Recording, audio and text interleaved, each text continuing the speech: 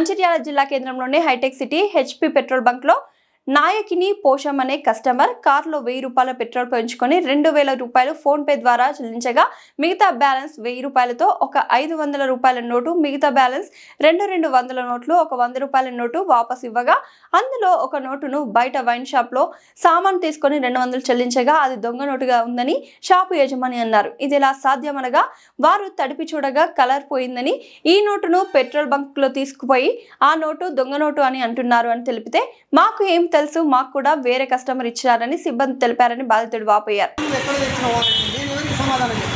అందుకే CC footage రేపు వచ్చిందనుకోవచ్చు, CC footage నాకు ఇచ్చిన నోటు అలాగే నువ్వేనా కాదా పెట్రోల్ దగ్గర మొత్తం ఎన్ని బిల్లు మీరైతే లెక్క పెట్టిన నోట్ల కథ ఉంటాయి కదా మీ దగ్గర.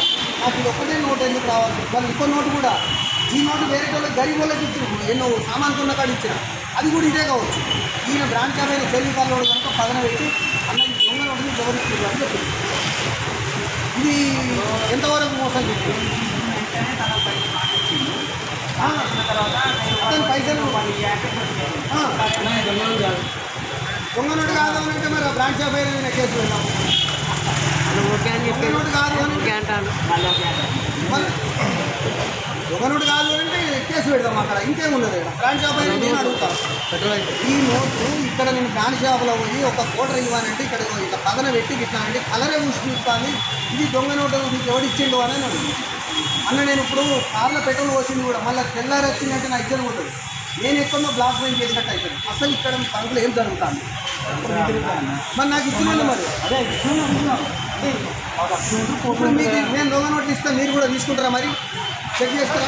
ఫుల్ పబ్లిక్ ఉన్నప్పుడు ఆటోమేటిక్ తీసుకోక తప్ప ఇప్పుడు దాని బాధ్యతను ఎవరు వహించాలి అంటే అంటే బ్యాంక్ సార్తో మాట్లాడు కస్టమర్ ఇచ్చిన మళ్ళీ బ్యాంక్ సార్తో బ్యాంకు సార్కు ఇప్పుడు నువ్వు మాట్లాడుకుంటావు అంటే మీరు క్యాష్ బ్యాంకులో సాయంత్రం వేస్తారు కదా జమ చేసి ఇప్పుడు వేస్తావు. ఇప్పుడు పోయి మిషన్ వేసినప్పుడు మాకు చెప్తుంది దొంగ నోట్ అయింది అంటే అప్పుడు ఇప్పుడు ఏం చేస్తావు? ఏ కస్టమర్ని అడుగుతావు? అంటే అట్లా కట్టుకోవచ్చా? అంటే ఇప్పుడు నన్ను ఇక్కడ బ్రాంచ్ షాప్ అయినప్పుడు నన్ను ఇలా తీసిండు, నేను దొంగల నోట్లు వ్యాపారం చేసిన కింద నేను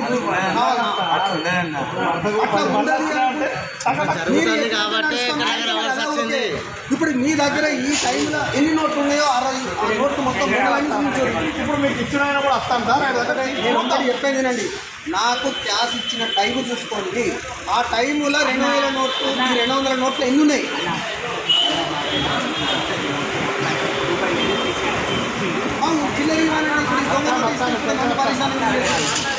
ఒక మాట పోలీసుడు కాదు, ఇప్పుడు బ్రాంచ్ షాప్ అయినా నువ్వు వేరే నోటు ఇస్తే ఎట్లా తక్కువ అది. నేను అసలు మీ దగ్గర 2000 నోట్లు ఏ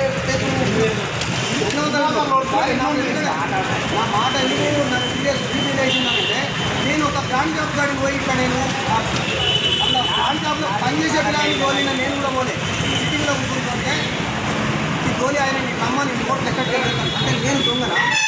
అంటే మీరు ఇంత పెద్ద సమస్య కానీ మీరు లక్షలు పెట్టడం మీరు దొంగలా నేను దొంగనా?